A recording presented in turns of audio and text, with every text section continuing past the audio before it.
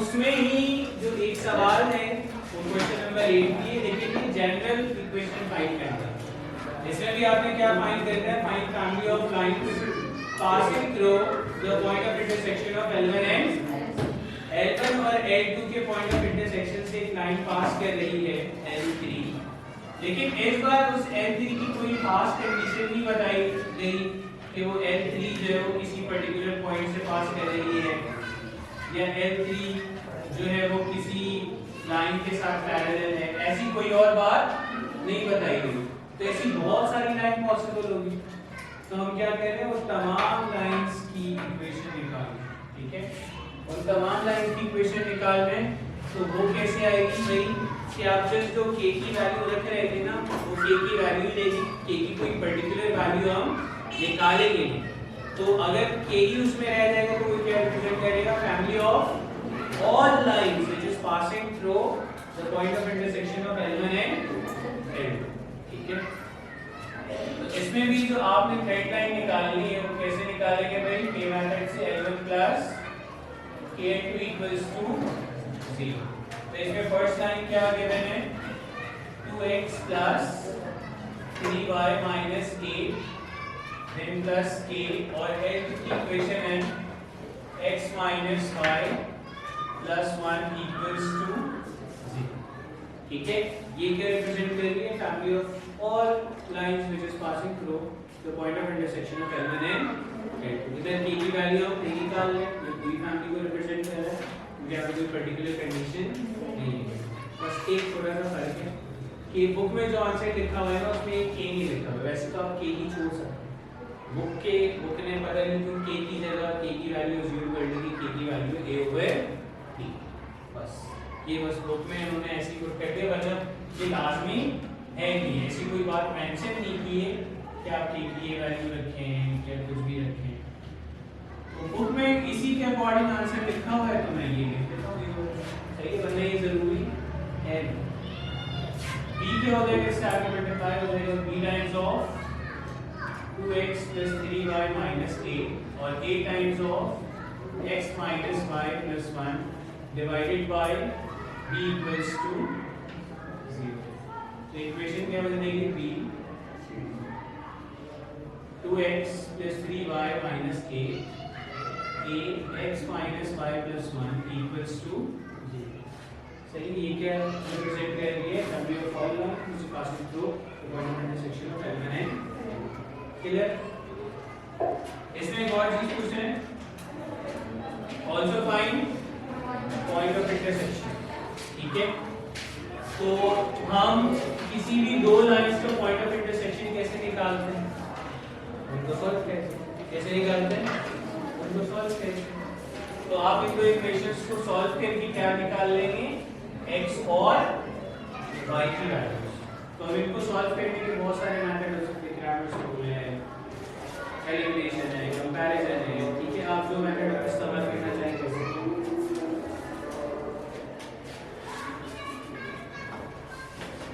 मैं यहाँ पर कैसे कर रहा हूँ, एलिमिनेशन।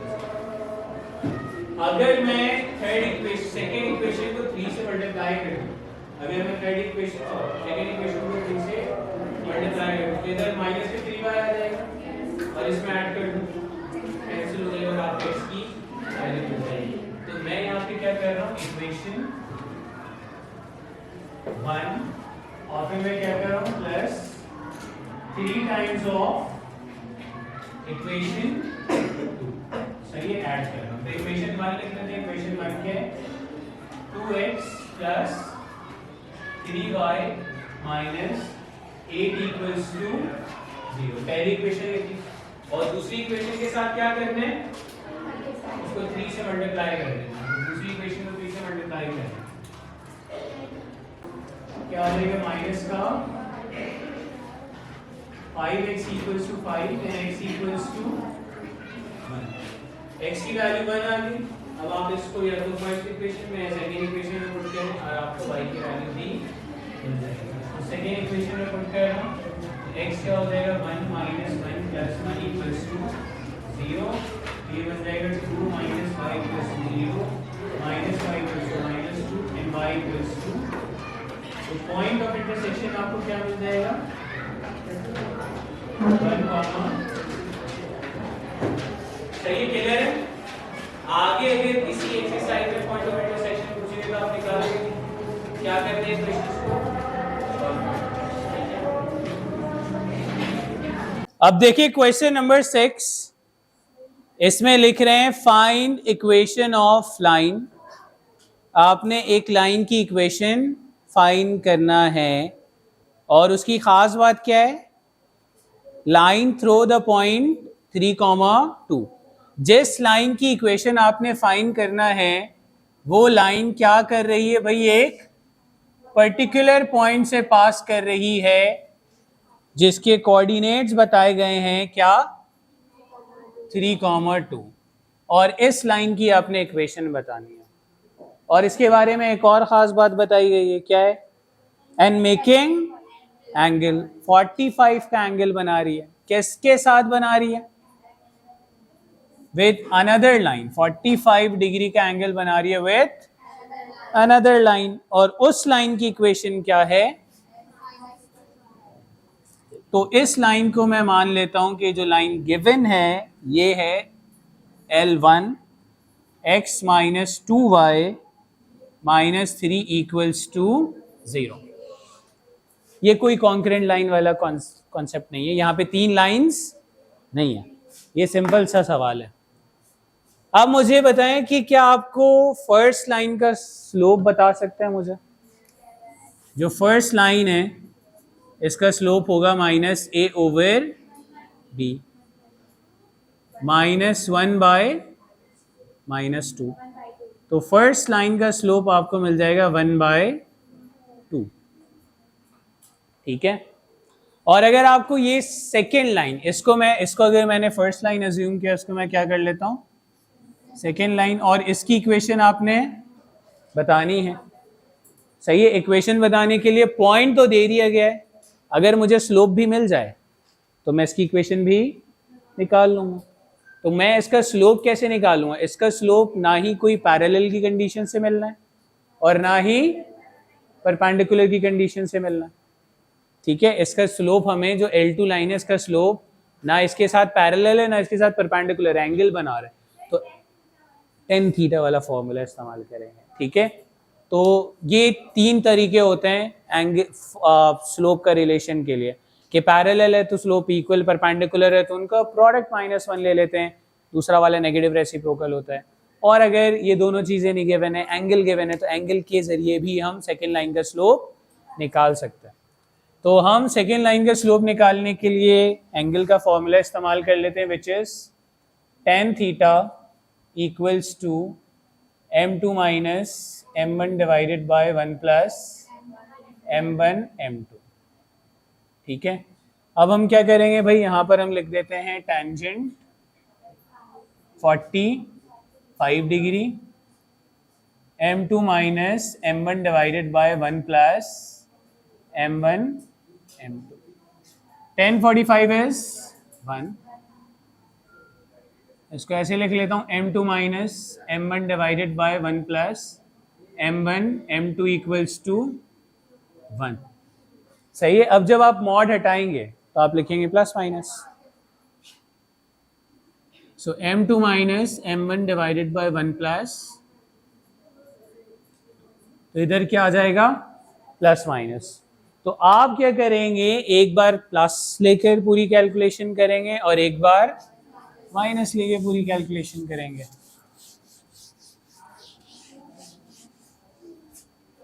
और फिर 2 इक्वेशंस आएंगे, ठीक है। तो यहां पर मैं सबसे पहले प्लस वाला ले लेता हूं, either m2 minus m1 divided by 1 plus m1 m2 equals to 1, m2 minus m1 equals to 1 plus m1 m2। अब जो मुझे m1 पता है मैं m1 पुट करूंगा और मुझे m2 मिल जाएगा। तो m1 मैं पुट कर देता हूं,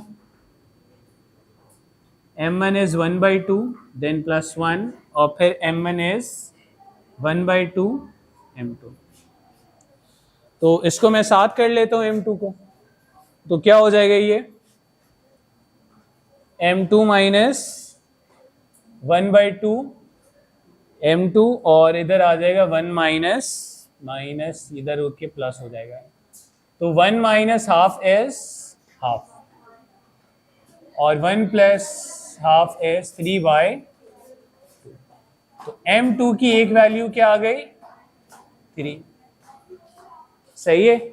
और एक और हम स्लोप निकाल सकते हैं इधर, और अगर हम कर रहे हैं तो अब दूसरी लाइन के लिए क्या करेंगे, और तो इस बार क्या करेंगे m2 minus m1 1 plus m1 m2 equals to -1।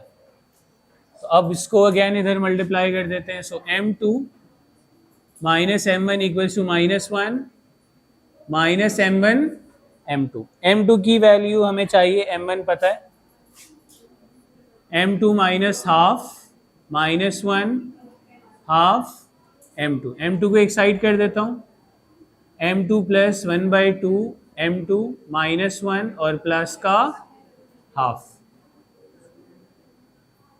-1, तो 1 and 1/2 इज 3/2, हाफ में से -1 माइनस का हाफ, ये कैंसिल हो गया और आपको m2 क्या मिल जाएगा -1/3।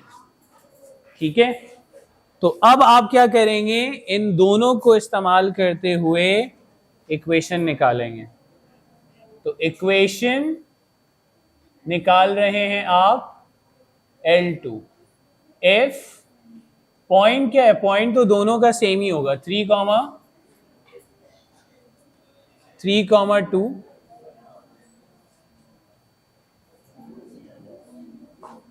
एक बार हम क्या कर रहे हैं, पॉइंट इस्तेमाल कर रहे हैं x1 y1 और पॉइंट है 3,2 और स्लोप क्या है m2 इज 3। और फिर दूसरी बार भी इक्वेशन निकालेंगे, यहां पे ही पैरेलल में निकालने इक्वेशन L2। ठीक है, इसको हम कह देते हैं आइदर और ये, और x1 y1 और इधर भी क्या है 3,2 और इस बार स्लोप क्या है -1/3। ठीक है, दोनों से इक्वेशंस निकाल लें सर। ठीक है, यहाँ तक कॉपी करें फिर इक्वेशंस निकाल लें। क्लियर, इसमें कोई मसला, कोई कंफ्यूजन? स्टार्टिंग एक्सरसाइज 7.6 और 7.6 में हम क्या डिस्कस करेंगे, तो 7.6 में हम डिस्कस करेंगे ट्रायंगल में मीडियंस को, एल्टीट्यूड को और राइट बाइसेक्टर को।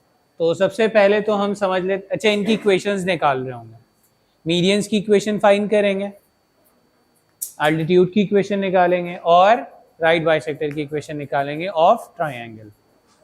तो सबसे पहले हम देख लेते हैं कि व्हाट इज मीडियन।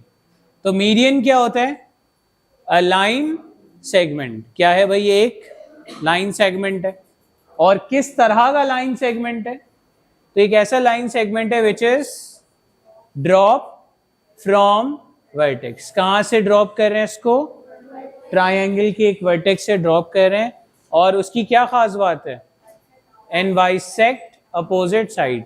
वो वर्टेक्स से ड्रॉप होकर अगली साइड को, अपोजिट साइड को क्या कर रहा है, बाइसेक्ट कर रहा है। बाइसेक्ट का मतलब दो अलग अलग सेक्शंस बना रहा है, दो इक्वल सेक्शंस बना रहा है।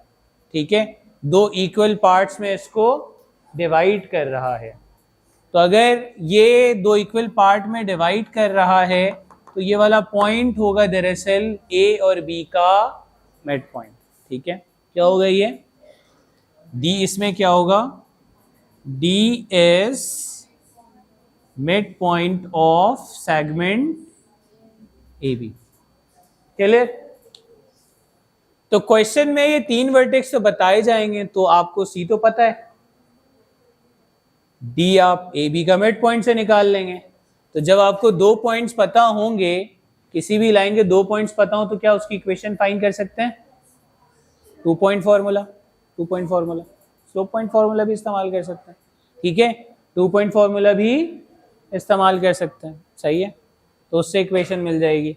तो जब आपको मीडियन चाहिए होगा तो आप क्या करेंगे भाई, वर्टेक्स से ड्रॉप हो रहा है, अपोजिट साइड को बाइसेक्टर है, अपोजिट साइड का मिड पॉइंट निकाल लें, वो दूसरा पॉइंट मिल गया, पहला पॉइंट हमें पता है, ठीक है। अच्छा वैसे मीडियंस कितने होते हैं इसमें? 3 होते हैं। मीडियंस कितने होते हैं? 3। तो एक मीडियन ऐसा नहीं कि सिर्फ और सिर्फ यहाँ से ड्रॉप हो रहा होगा, बी से भी ड्रॉप होगा और ए से भी ड्रॉप होगा, उसको भी अभी देखते हैं। पहले एल्टीट्यूड को डिस्कस कर लेते हैं। एल्टीट्यूड की बात करते हैं तो ड्रॉप फ्रॉम वर्टेक्स, तो ये भी वर्टेक्स से आ रहा है, बट ये इसको बाइसेक्ट नहीं कर रहा है, ये अपोजिट साइड पर परपेंडिकुलर है। परपेंडिकुलर मींस के 90 का एंगल बना रहा होगा, ऐसे ही है। अब मुझे अगर इसकी इक्वेशन, इस एल्टीट्यूड की इक्वेशन निकालनी है which is drop from vertex C, तो उसकी इक्वेशन हम कैसे निकालेंगे? तो मुझे ये पॉइंट तो पता होगा। अब जब परपेंडिकुलर की बात आती है तो मतलब स्लोप का कोई ना कोई चक्कर है। क्या आप ए बी का स्लोप निकाल सकते हैं? आप क्या करेंगे? ए बी का स्लोप निकाल लेंगे, इसमें तो कोई मसला नहीं होगा ना। ए बी का स्लोप निकाल सकते हैं, 2 पॉइंट पता। और जो एल्टीट्यूड थ्रू सी आ रहा होगा उसका स्लोप क्या होगा? ये होगा नेगेटिव रेसिप्रोकल, सही है। तो आपको इसका एक पॉइंट पता है, इसका स्लोप पता है, इसकी इक्वेशन भी निकाल लेंगे। क्लियर? अभी हम फाइंड करेंगे, बट मैं ऐसे ही बता रहा हूं कि हम करेंगे क्या, सही है। तो फॉर एग्जाम्पल इसका स्लोप क्या आ गया, ये वाली साइड का स्लोप क्या आ गया? फॉर एग्जाम्पल m1 आ गया या m आ गया, सही है। इस साइड का स्लोप क्या आ गया? m आ गया। तो इस एल्टीट्यूड का स्लोप क्या होगा? -1/m, ठीक है। आपने इसका स्लोप निकाल लिया m, इसका स्लोप आ गया -1/m। तो इसका स्लोप पता है, इसका एक पॉइंट पता है, पॉइंट स्लोप फॉर्मूला इस्तेमाल करके हम इक्वेशन ऑफ एल्टीट्यूड निकाल लेंगे। अब थर्ड चीज पर आते हैं, राइट बाइसेक्टर। तो राइट बाइसेक्टर की जब बात करते हैं तो वो राइट भी है, राइट मींस 90 का एंगल, सही है। ऐसी लाइन जो 90 का एंगल बनाती है उसको हम कहते हैं राइट, उसके लिए यहाँ पर हम वर्ड जो है वो राइट इस्तेमाल कर रहे होते हैं। तो राइट बाइसेक्टर इट मींस कि वो परपेंडिकुलर भी होगा और बाइसेक्ट भी करेगा, तो वो तो वर्टेक्स से आना उसका जरूरी नहीं है, सही है। तो यहाँ पे ये वाली लाइन क्या है? ये वर्टेक्स, सॉरी, ये बाइसेक्ट भी कर रही है और परपेंडिकुलर भी है। अब इस लाइन का स्लोप कैसे निकालेंगे? तो आपको पता है कि f क्या होगा? f is mid point of A B. तो ये वाला पॉइंट आ गया, ये वाला पॉइंट मिल जाएगा, सही है। जब ये वाला पॉइंट मिल गया, क्या आप इस ए बी सेगमेंट का स्लोप निकाल सकते हैं? m है। तो इस राइट बाइसेक्टर का स्लोप क्या होगा? -1/m। तो इसका पॉइंट भी आप f पता है और आपको स्लोप भी पता है। अब आप इसकी इक्वेशन निकाल सकते हैं। क्लियर है? यहाँ तक क्लियर? ठीक है। अच्छा, अभी आपके जहन में आ सकता है, बहुत सारी जगह आप देखेंगे कि भाई अगर आपके पास इक्विलेटरल ट्राइंगल है ना, इसका कोई इस टॉपिक से कंसर्न नहीं है, लेकिन ये कभी कभी आप इधर उधर देख लेते हैं तो आपको परेशानी होती है भाई इसमें डिफरेंस क्या है मीडियन और एल्टीट्यूड और राइट बाइसेक्टर में। तो अक्सर जो है ना, बहुत सारी जगह पे ये सिंपल वाला ट्राइंगल बनाकर यूं ड्रॉप कर देते हैं और बोल देते हैं कि भाई अगर मिड पॉइंट पे कट कर रहा है तो ये मीडियन है, परपेंडिकुलर है तो बाइसेक्टर। आपको ऐसा लगता है कि सर ये तो सेम लाइन है, इसमें डिफरेंस क्या है?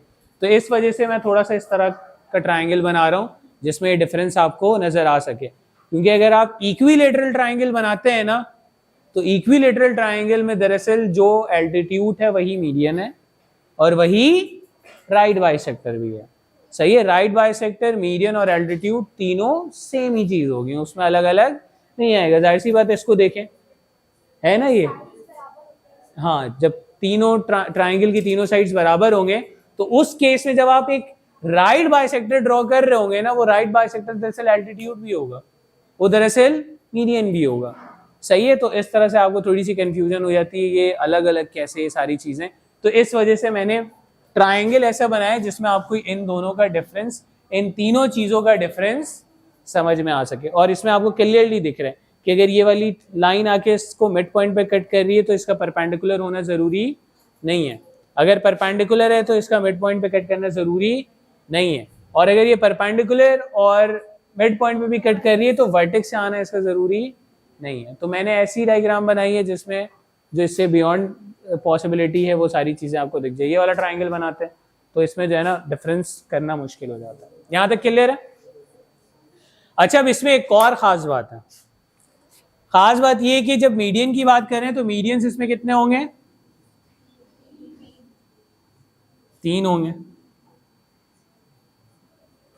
और ये तीनों मीडियंस एक ही पॉइंट पे इंटरसेक्ट करता। क्या कहते हैं तीनों मीडियंस? एक ही पॉइंट पे इंटरसेक्ट करते हैं, जो इस बात को शो कर रहा होता है कि मीडियंस आर कॉन्करेंट। मीडियंस क्या है? कॉन्करेंट।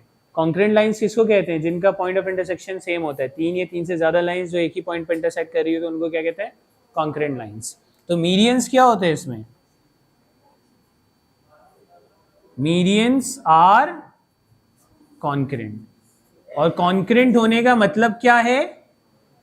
कि ये तीनों एक ही पॉइंट पे इंटरसेक्ट। जैसे अगर ये 3 लाइन मैंने बनाई, क्या ये तीनों लाइन एक पॉइंट पे इंटरसेक्ट कर रही है? नहीं।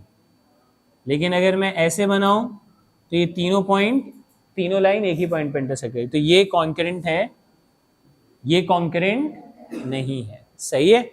तो जो मीडियंस होते हैं वो क्या होते हैं?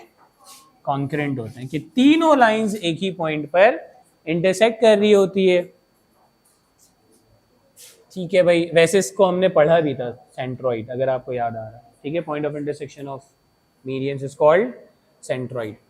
अच्छा, फिर उसके बाद जब आप बात करते हैं एल्टीट्यूड की भी, तो एल्टीट्यूड भी एक थोड़ी ड्रॉप करेंगे।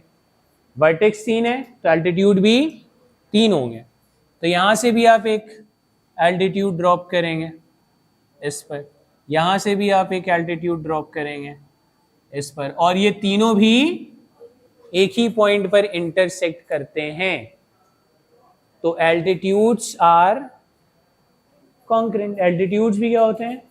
कॉन्करेंट होते हैं।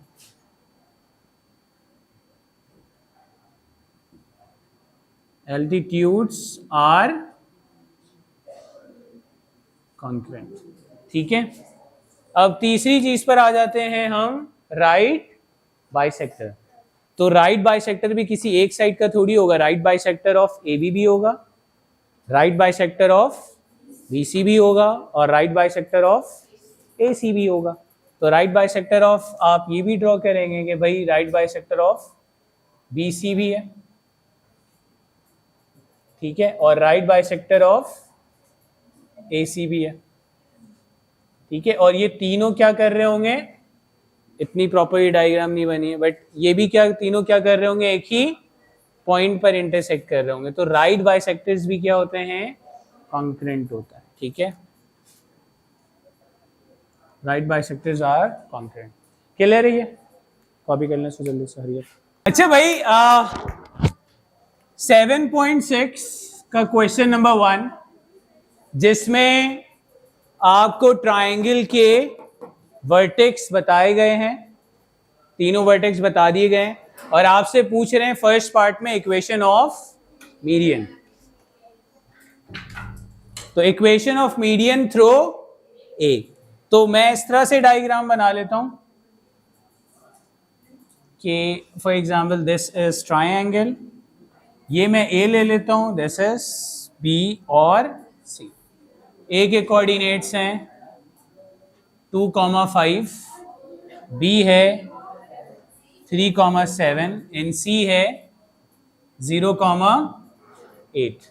अब आपने यहाँ पे फाइंड क्या करना है? मीडियन की इक्वेशन फाइंड करनी है। तो मीडियन क्या करता है भाई? अपोजिट साइड को बाइसेक्ट करता है, तो ये वाला पॉइंट होगा D, और एक पॉइंट तो मुझे पता है, अगर ये पॉइंट D मिल जाए तो मैं इक्वेशन ऑफ मीडियन बहुत इजीली फाइंड कर सकता हूँ। तो D हम कैसे निकालेंगे? तो D is mid point of BC। ठीक है, BC का मिड पॉइंट है, तो कैसे निकाल सकते हैं भाई? x4 किसके बराबर होगा?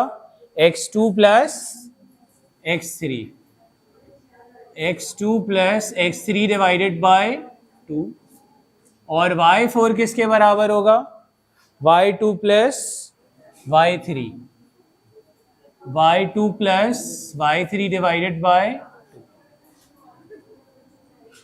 तो क्या हो जाएगा? ये 7 plus 0, sorry 3 plus 0 divided by 2, तो x4 क्या मिल गया 3/2, y4 चाहिए तो y2 प्लस y3 7 प्लस 8,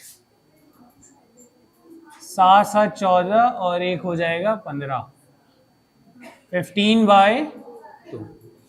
तो आपको वर्टेक्स D क्या मिल रहा है 3/2, 15/2। तो पॉइंट्स, 2 पॉइंट्स मिल गए, तो हम इक्वेशन ऑफ मीडियन निकाल सकते हैं AD। इक्वेशन ऑफ मीडियन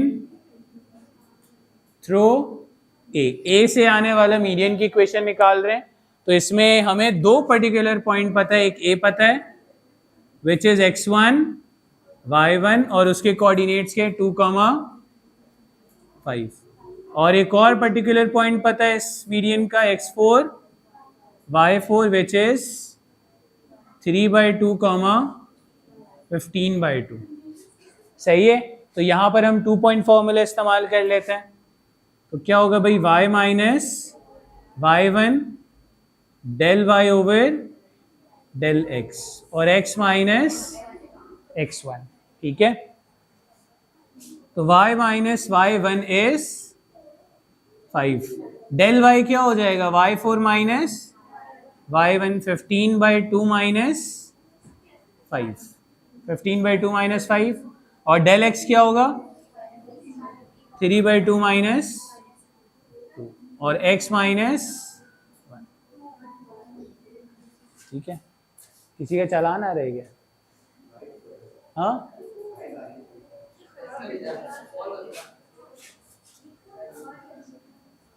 अच्छा भाई y माइनस 5 क्या करेंगे भाई, इधर एलसीएम ले लें, 15 माइनस 10, 15 माइनस 10 डिवाइड बाई 2 और डिवाइड बाई 2 इसको मैं कैंसिल कर रहा हूं, ठीक है। 3 minus 4, x minus 2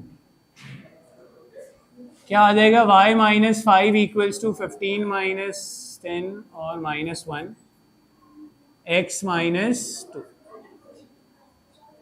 y minus 5 equals to minus का 5, x minus 2, minus 5x plus 10।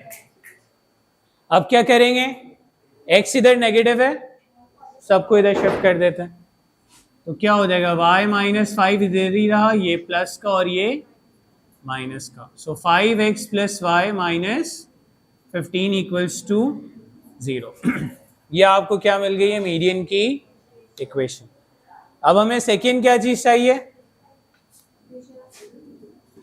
Equation of altitude, कहां से, एल्टीट्यूड थ्रो बी। तो एल्टीट्यूड थ्रो बी निकालना है, तो हम कैसे निकालेंगे भाई, तो इस बार जो मैं डायग्राम बना रहा हूं वो इस तरह से बना लेता हूं। For example this is B, B से मैं एल्टीट्यूड ड्रॉप कर रहा हूं और ये क्या है ए सी, ठीक है। ए के कोऑर्डिनेट्स है मेरे पास 2, 5, सी के कोऑर्डिनेट्स है मेरे पास 0, 8 और बी के कोऑर्डिनेट्स हैं 3, 7, ठीक है भाई।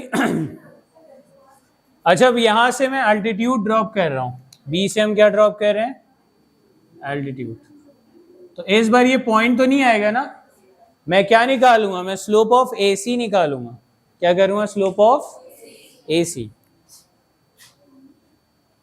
तो हम सबसे पहले निकालेंगे स्लोप ऑफ साइड AC और इसको मैं नाम दे देता हूं M का। तो AC का स्लोप निकाल रहे हैं, तो AC के स्लोप में हम क्या लिखेंगे, del y over del x।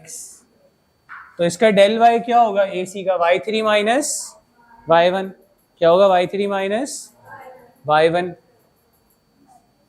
और डेल x क्या होगा x3 माइनस x1, तो y3 माइनस y1 करेंगे तो क्या आएगा 8 माइनस 5, और x3 माइनस x1 करेंगे तो 0 माइनस 2।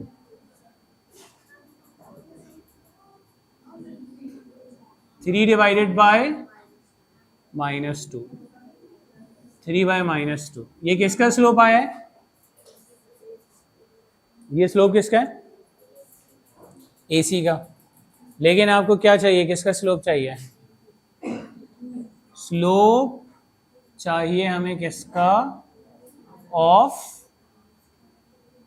Altitude through B।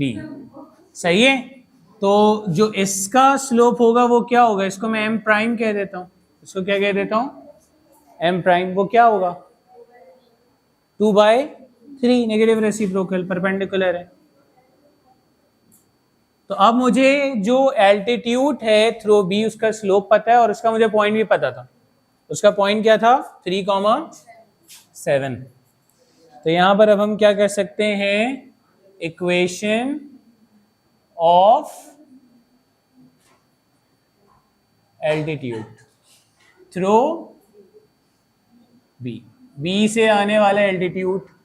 तो B से आने वाले एल्टीट्यूड की इक्वेशन चाहिए, तो इसका एक जो पर्टिकुलर पॉइंट हमें पता है वो पता है Bx2 y2, जो कि क्या था? 3,7। और इसका स्लोप क्या है भाई? इसका स्लोप क्या है? m prime, which is 2/3। तो यहां पर जब आप इसकी इक्वेशन निकाल रहे होंगे तो आप क्या लिखेंगे? y माइनस y 1 नहीं लिखेंगे। इस बार आपका पर्टिकुलर पॉइंट है x2 y2, तो क्या लिखेंगे?